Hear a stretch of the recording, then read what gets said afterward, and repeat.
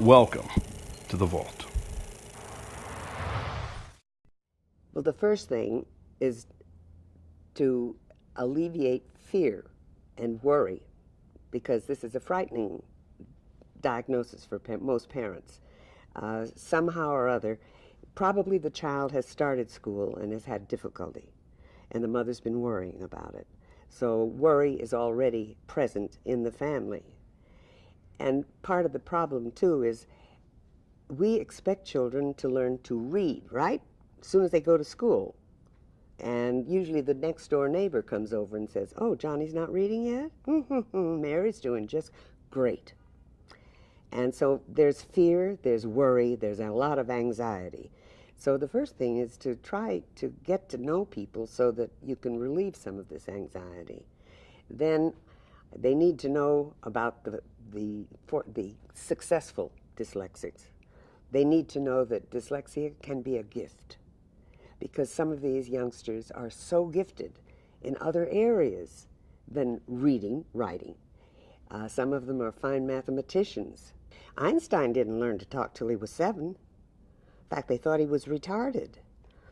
In fact, he flunked language, grammar and syntax, all that stuff. And at 16, his family had moved him into several schools.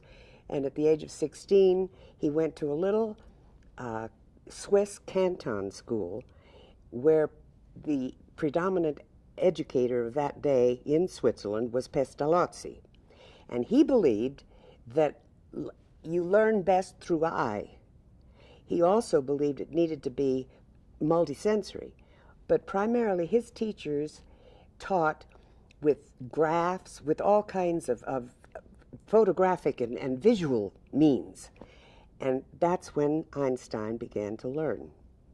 And in his autobiography, he said something that makes no sense to me, because I'm a reader.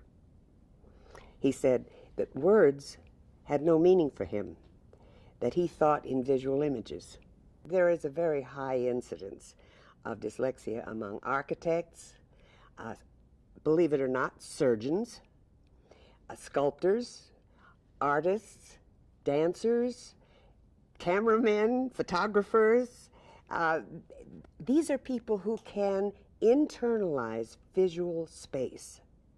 Many of my kids, I referred to them usually as thinking around corners.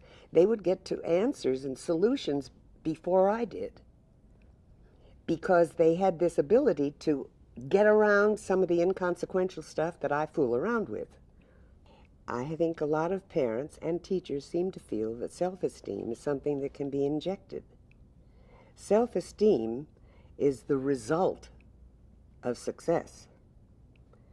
And these youngsters need to have success in what they're doing in order to have self-esteem. You can't plant it on the child, and you can't say, "Darling, you're such a fine young person. I just love you so much. You're wonderful." And, the kid is thinking, what's she talking about? I know I'm rotten. I can't read. I can't do this. The kids are kidding me all the time. So how are they going to have any self-esteem? They can't, if they can't do these things that are being demanded of them. So we need to find the things they're good at and build on those. The parents need to know that this is not the end of the world, that this child has a learning disability, that there is therapy for it, there is appropriate education. It's a tapestry. It's listening, it's looking, it's speaking, reading, all of this. It's woven into one tapestry. And if the children are started in preschool, where they have lots and lots of sensory motor experiences as well as the sounds and sights of the language, they'll be ready when they hit school.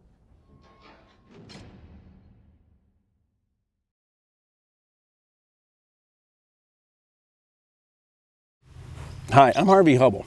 You're watching Seedling.tv, nourishing mind, body, and planet. Subscribe now. It's good for you.